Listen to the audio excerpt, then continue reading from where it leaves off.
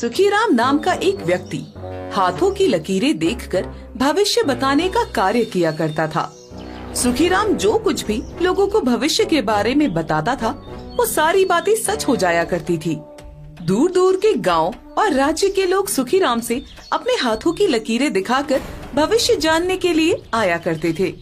सुखीराम अपनी पत्नी पूर्णिमा और अपने बेटे विकास के साथ रहा करता था। स्वभाव से भी सुखीराम बहुत ही ज्यादा अच्छा था और वो कभी किसी के साथ किसी तरीके का धोखा भी नहीं किया करता था। ऐसे ही एक दिन सुखीराम के पास एक आदमी आता है और बोलता है, बाबा जी, आपने जैसा जैसा कहा था मैंने सब कुछ वैसा ही किया और मेरा घाटे में जाता हुआ व्यापार फिर से रात दुगनी और दिन चौगनी तरक्की करने लग गया। आप सच में बहुत ही दयावान हैं बाबा। आपकी भविष्यवाणी एकदम सच होती है। हम तो बस किस्मत का लेखा जोखा ही बताते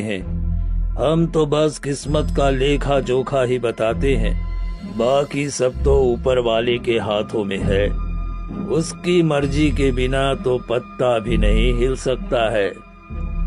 बस आप मेरे हाथों की लकीर देखकर ये बताइए कि यदि मैं अपना एक नया व्यापार शुरू करूं, तो क्या मुझे उसमें लाभ होगा या फिर नहीं होगा?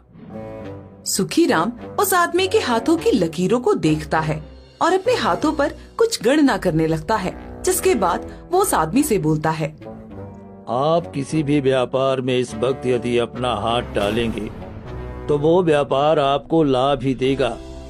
आपके लिए ये समय व्यापार करने का सबसे उचित समय है। ठीक है बाबा जी, जैसा आप कहें।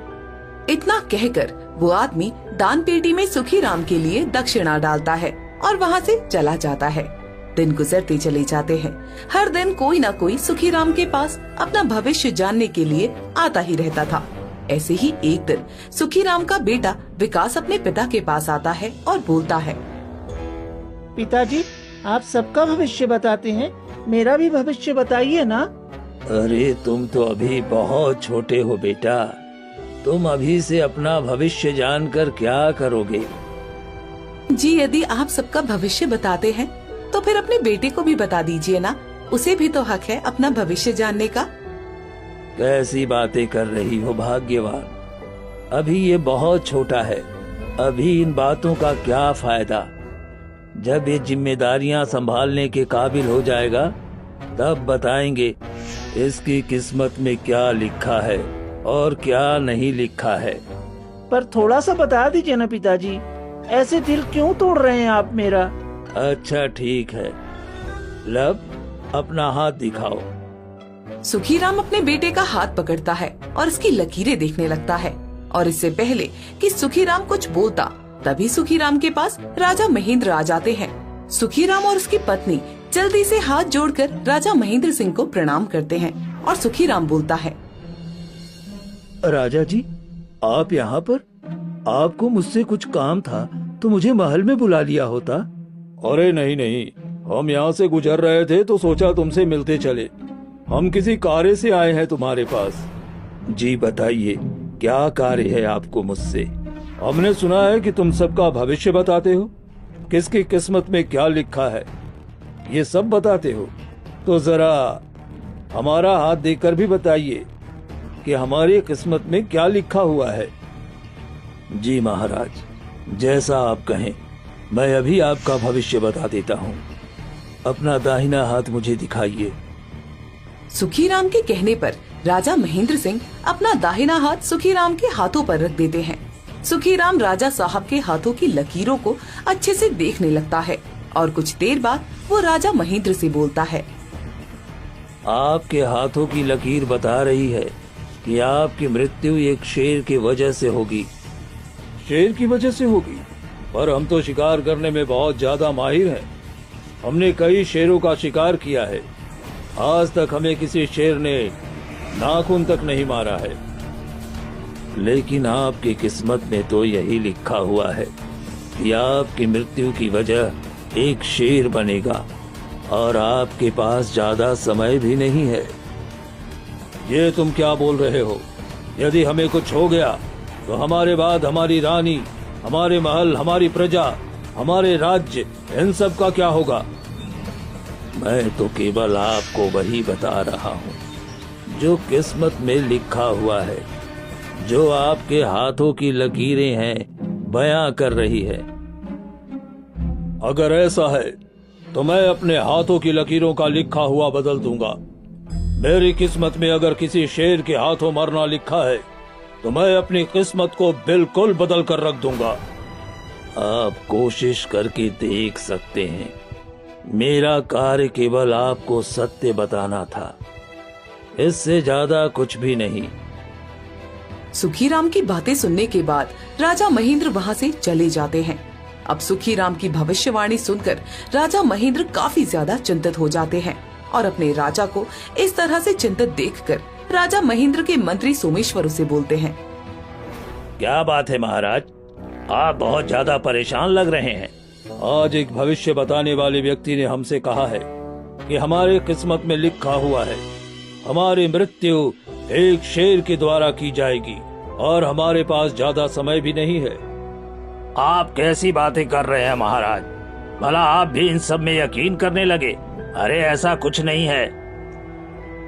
लेकिन पता नहीं क्यों हमें उस व्यक्ति की कही हुई बातें सत्य लग रही है, और अगर ऐसा हो गया और हमारी मृत्यु हो गई तो हमारे राज्य का क्या होगा? हमें इसी बात की बहुत ज्यादा चिंता हो रही है। महाराज आप चिंता न करें, आपको कुछ नहीं होगा, आपको दीर्घायु की प्राप्ति होगी। नहीं, हम अपने राज्य और अपने जीवन की आयु को लेकर किसी भी तरीके का कोई खतरा अपने सिर पर नहीं ले सकते हैं। तो फिर आप क्या करना चाहते हैं महाराज? हम अपनी किस्मत का लिखा ही बदल देंगे। ये कैसे महाराज? किस्मत का लिखा किस प्रकार से बदला जा सकता है? हम इतने बड़े शिकारी हैं, हम अपने इलाके के सभी शेरों का शिकार कर देंगे। एक भी शेर को हम जिंदा नहीं रहने देंगे, और जब शेर ही नहीं होगा तो फिर हमारे मरने की वजह कौन बनेगा? आपकी बातों में दम तो है महाराज, पर क्या सच में ऐसा ही करेंगे? अपने राज्य की सुरक्षा के लिए और अपनी दीर्घायु के लिए हम कुछ भी कर सकते हैं। हमें हमारे राज्य से प्रिय कुछ भी नहीं है। ठीक है महाराज, जैसा आप चाहें।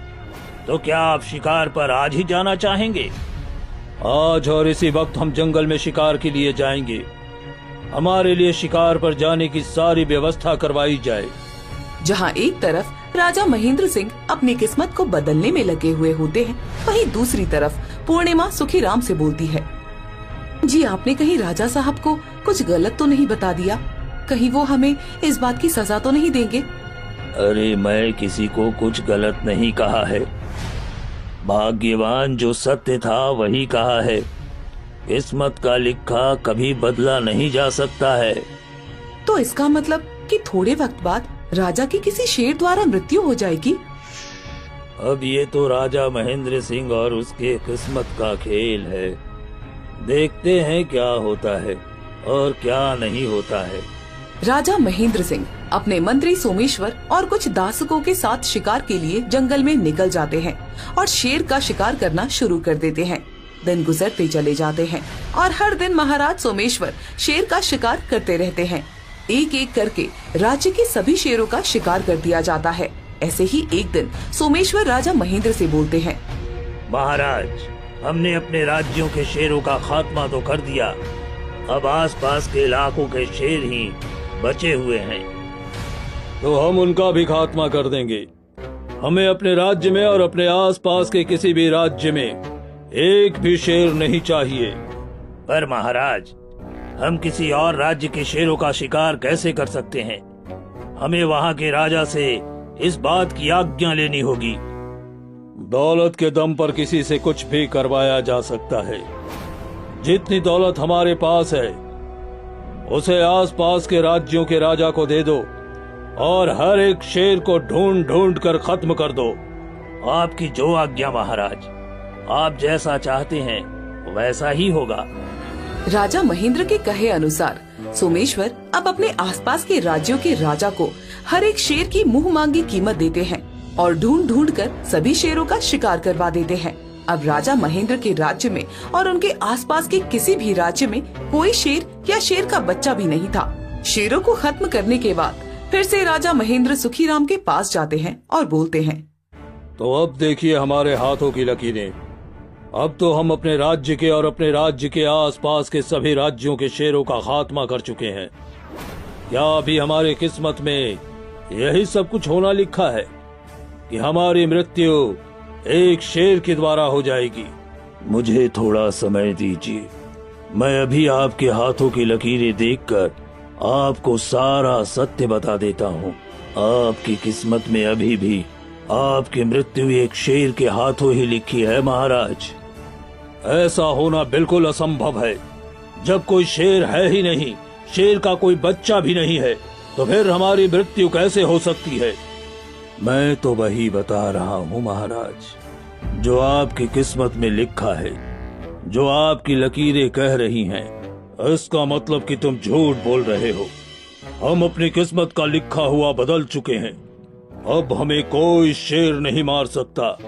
आप यकीन न करना चाहें तो कोई दिक्कत नहीं है महाराज, लेकिन सत्य तो यही है, और ये सत्य मैं अब बदल चुका हूँ। अब ये सत्य यह है कि कोई मुझे शेर नहीं मार सकता। अब सत्य यह है कि मुझे कोई शेर नहीं मार सकता। मैं अपनी किस्मत का लिखा बदल चुका हूँ और तुम्हें झूठ साबित कर चुका हूँ। तुम लोगों को झूठी भविष्यवाणी करके बताते हो। सुखीराम फिर से राजा महेंद्र के हाथों की लकीरों को देखता है और इस बार भी उनके हाथों की लकीरों में वही बात लिखी होती है जो पहले सुखीराम ने कही थी, और सुखीराम बोलता है। इतना कहकर राजा महेंद्र वहाँ से चले जाते हैं और राजा महेंद्र के जाते ही पूर्णिमा अपने पति से बोलती है, जी महाराज ने ये अच्छा नहीं किया। उन्होंने न जाने कितने मासूम शेरों का शिकार करके अपनी किस्मत का लिखा बदल दिया।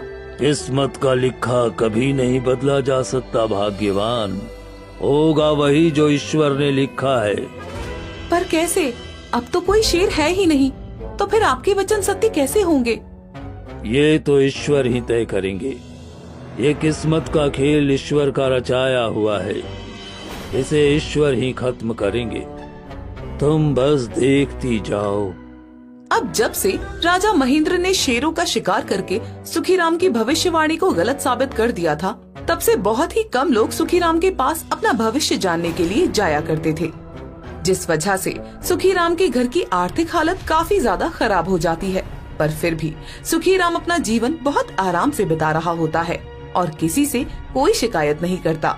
वहीं दूसरी तरफ राजा महेंद्र अपने महल में आराम से बैठे अपनी दीर्घायु के सपने सजा रहे होते हैं। ऐसे ही एक दिन राजा महेंद्र की रानी इंद्रावती उनके पास आती है और बोलती है, महाराज, हमारे इकलौते पुत्र का जन्म दिवस आ रहा है। हम जानते हैं महारानी कि आप क्या करना चाहती हैं अपने पुत्र के जन्म दिवस पर। हम चाहते हैं कि हम पूरे राज्य वालों के लिए एक बड़े से मेले का आयोजन करें, जहाँ पर खाने पीने के साथ साथ सजावट की, खेल खिलौने की खूब सारी दुकानें हों। पूरा राज्य हमारे पुत्र के जन्म दिवस का आनंद ले। बस इतनी सी बात? आप जैसा चाहेंगे वैसा ही होगा महारानी। इतना कहकर राजा महेंद्र सिंह अपने एक दास द्वारा अपने मंत्री को बुलवाते हैं और बोलते हैं, सोमेश्वर सिंह, महारानी का हुक्म है कि हमारे पुत्र के जन्म दिवस पर राज्य में एक बड़े से मेले का आयोजन किया जाए, जहां पर खाने, खिलौने और साज सजावट की सभी दुकानें हों। जो हुक्म महारानी जी, आप जैसा चाहती हैं वैसा ही होगा। हम मेला लगवाने की सारी तैयारी करना शुरू कर देते हैं। अब महाराज और महारानी के कहे अनुसार राज्य में मेला लगवाने की तैयारी शुरू कर दी जाती है। पूरे राज्य को बता दिया जाता है कि महाराज अपने बेटे के जन्म दिवस की खुशी में राज्य में मेला लगवा रहे हैं और राज्य के सभी लोग इस मेले में आमंत्रित हैं। इस मेले की खबर सुखीराम को भी पहुंचती है और सुखीराम अपनी पत्नी से बोलता है, भाग्यवान, राजा की मृत्यु का समय निकट आ रहा है। ये उनके जीवन का आखिरी जश्न है। ये आप क्या कह रहे हैं? वो हमारे राजा हैं। आप उनके बारे में ऐसा क्यों बोल रहे हैं? क्योंकि यही उसकी किस्मत में लिखा हुआ है। ये उनका इस राज्य में आखिरी जश्न है। पर क्या पता कि किस्मत का लिखा बदल जाए। महाराज ने इतने सारे शेरों का शिकार किया है, क्या पता ईश्वर उनकी किस्मत का लिखा बदल ही दे। उन्होंने हमें झूठा कहा था ना, पर असल में तो वो एक भ्रम में जी रहे हैं कि उन्होंने दीर्घायु प्राप्त कर ली है, पर जल्द ही उनका ये भ्रम टूट जाएगा। दिन गुजरते चले जाते हैं और आखिरकार राजा महेंद्र सिंह और रानी इंद्रावती के पुत्र का जन्म दिवस आ ही जाता है। राज्य के सभी लोग अपने घरों से निकलकर मेले में जाते हैं। राजा महेंद्र सिंह और रानी इंद्रावती भी अपने पुत्र के साथ पूरे मेले का भ्रमण करते हैं। तभी राजा महेंद्र सिंह के बेटे को एक खिलौने की दुकान पर एक लकड़ी का शेर पसंद आ जाता है और वो उसे लेने की जिद करने लगता है। राजा महेंद्र सिंह अपने बेटे को वो लकड़ी का शेर खरीद कर दे देते हैं। राजकुमार को वो लकड़ी का शेर इतना ज्यादा पसंद होता है कि वो हर वक्त उसी के साथ खेलता रहता था। ऐसे ही एक दिन राजा महेंद्र सिंह उस लकड़ी के शेर को अपने हाथों में उठाते हैं और उसे देखते हुए बोलते हैं, यही शेर हमारी मृत्यु का कारण बनने वाला था ना, पर हमारी मृत्यु का कारण ही समाप्त हो चुका है। अब कोई वास्तविक शेर हमारे राज्य में है ही नहीं, और ये केवल बस ये लकड़ी का मामूली सा शेर है। इस शेर से तो हमें कोई खतरा नहीं है। आखिर ये लकड़ी का शेर हमारा क्या ही बिगाड़ लेगा। इतना कहकर राजा महेंद्र सिंह उस लकड़ी के शेर पर अपना हाथ फिराते हैं और लकड़ी की फांस निकलकर राजा साहब की उंगली में फंस जाती है और उन्हें हल्का सा दर्द महसूस होता है। वो अपनी उंगली को देखते हैं पर उन्हें कुछ नजर नहीं आता और वो खुद से बोलते हैं, दर्द तो हुआ, लेकिन समझ में नहीं आया कि आखिर चुभा क्या था हमें। खैर कोई बात नहीं, सभा का समय हो रहा है, अभी हमें वहाँ जाना है। सभी लोग हमारा इंतजार कर रहे होंगे। कुछ समझ में नहीं आ रहा है कि आखिर आपकी उंगली की पकने की वजह क्या है। ये जख्म तो बढ़ता ही चला जा रहा है। हमने मलहम लगा दिया है, आपको 1 से 2 दिन के भीतर आराम आ जाएगा। पर हमें अत्यंत पीड़ा हो रही है। हमें कुछ समझ में नहीं आ रहा है कि आखिर ये सब क्या हो रहा है। अगर हम इस प्रकार दर्द से तड़पते रहेंगे तो अपने राज्य के कार्यों को कैसे देखेंगे। आप चिंता मत कीजिए महाराज, आप जल्दी ठीक हो जाएंगे। ये जख्म भरने में थोड़ा वक्त तो लगता है। आप समय पर औषधि लेते रहें और मलहम लगाते रहें। इतना कहकर वो वैद्य वहाँ से चले जाते हैं। दिन गुजरते चले जाते हैं पर राजा महेंद्र की उंगली का जख्म ठीक होने की जगह बहुत ज्यादा बढ़ जाता है। बात इतनी ज्यादा हाथ से निकल जाती है कि उनका पूरा हाथ ही उस जख्म की चपेट में आ जाता है और राजा की हालत दिन ब दिन बहुत ज्यादा खराब होती जाती है। किसी को कुछ समझ नहीं आता कि आखिर ये सब क्या हो रहा है। किसी भी वैद्य की कोई दवाई राजा महेंद्र पर असर नहीं दिखाती और आखिरकार लकड़ी के शेर की एक फांस की वजह से राजा महेंद्र सिंह मौत की तगर पर आ जाते हैं। सुखीराम को जब राजा की हालत के बारे में पता चलता है तो वो अपनी पत्नी पूर्णिमा के साथ राजा के महल में आते हैं और सुखीराम को देखकर राजा महेंद्र बोलते हैं, तुम यहाँ क्या कर रहे हो? आपका अंतिम समय आ चुका है महाराज। अंतिम समय आ चुका है? क्या मतलब है? तुमने तो कहा था कि हमारी मृत्यु एक शेर के हाथ होगी, लेकिन किसी भी शेर ने हम पर हमला नहीं किया है। क्या आप सच कह रहे हैं? आपके आसपास इस वक्त कोई शेर नहीं है।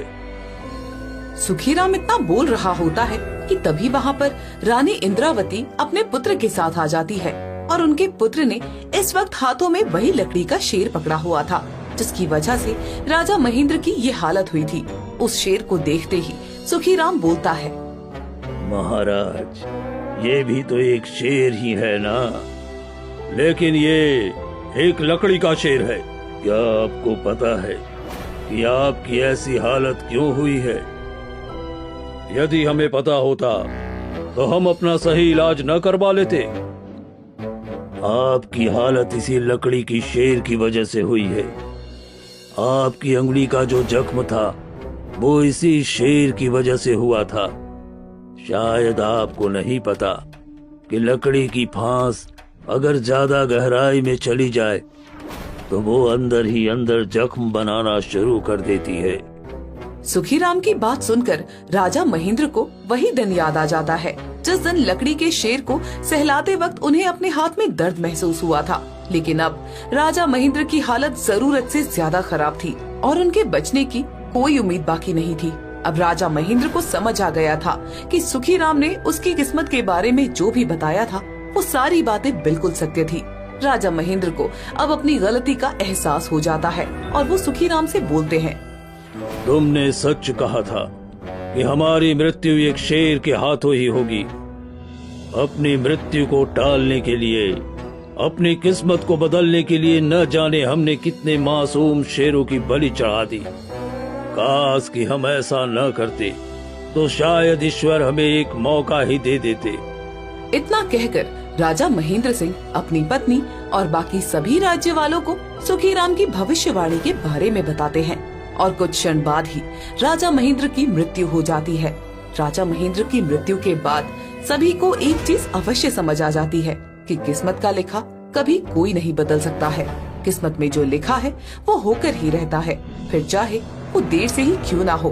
और आखिरकार राजा महेंद्र की मृत्यु एक शेर द्वारा ही होती है, फिर भले ही वो शेर लकड़ी का ही क्यों ना हो।